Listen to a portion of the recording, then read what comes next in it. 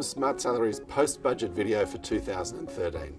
Overall, it was a good budget for salary packaging, with only one change made to programs going forward and no last-minute adjustments made to the changes that were announced in previous years.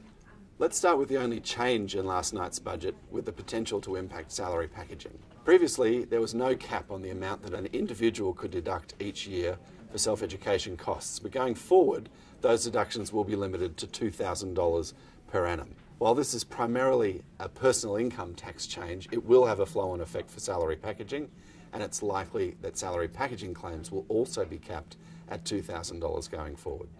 In addition to the one change that was included in this year's budget, it's just as important that we look at some of the changes announced in previous budgets which haven't been adjusted this year. That is, changes which are going on as previously planned. The first one relates to the tax treatment of cars. As anybody who's got a salary package car would know, we are currently in the middle of a transitional period. That transitional period will only last until the end of the current FBT year. So from the 1st of April 2014, all cars will be taxed at the flat 20% rate, and nobody will need to track the number of kilometres they do anymore. The second change from previous years related to superannuation, and there are two items with the potential to impact salary packaging going forward. The first is the uplift in the super guarantee rate from 9% to 12% over the next 5 years. That uplift is still going forward, and from the 1st of July 2013, the employer super guarantee rate will lift from 9% to 9.25%. In addition to that change, the government also announced last year that the superannuation contribution cap would lift from $25,000 a year to $35,000 a year for all employees aged 60 or over from the 1st of July this year.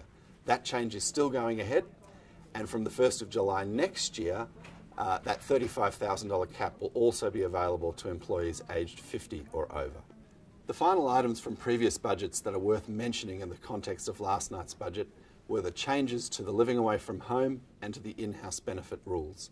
As anybody who's currently packaging those benefits would know, there were some changes made from the 1st of October last year that have affected the way that you are eligible for and able to claim under those benefits.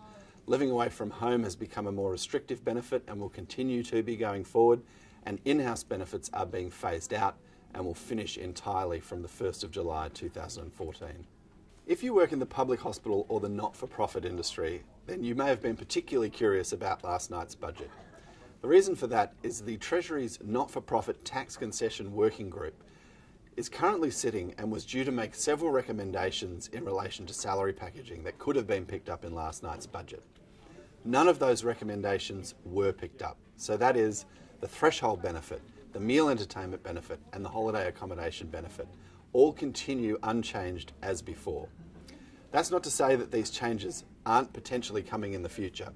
Our understanding is that the working group has not yet given its report to government, and so as a result, Treasury is unlikely to have considered any of those recommendations, and last night's budget was unlikely to be the vehicle for any changes.